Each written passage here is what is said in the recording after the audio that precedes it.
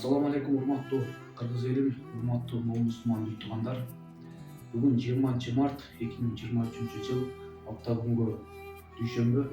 Биз азыр Өзбекстан Республикасынын Андижан областына жайгашкан белгилүү болгон Салам турмуш клиникасына келдик. Аллахтын буйругу менен кайрымдуу инсандардын жардамы менен чогулган каражаттын негизинде келип отурабыз. Бирок тилекке каршы белгиленген сумма өз ордун толтура албай калды. Себеби эжебиз кызым күндөн күнгө оорлошуп бара жатат дегенге байланыштуу шашып келгенибизге туура келди.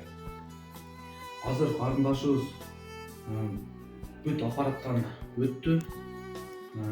Ошол себептен сиздерге дагы бир рет кайрылабыз.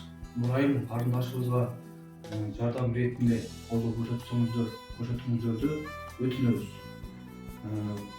Экрандын сол тарабына эл карт номерин жазып калтырабыз. Ал эми оң тарабына байланыш номерин жазып калтырабыз. Ошол номерлерге колуңуздан келишинче жардам көрсөтсөңүздөр болот.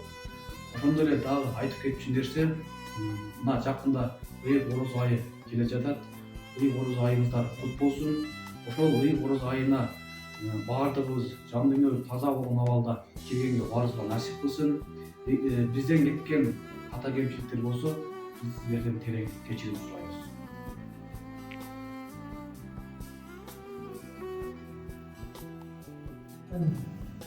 Kızdı canım cevaptı.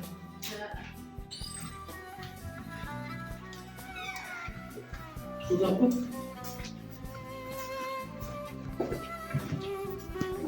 Gel ayağımı ayakmışlar. Ayağımı ayakmışlar.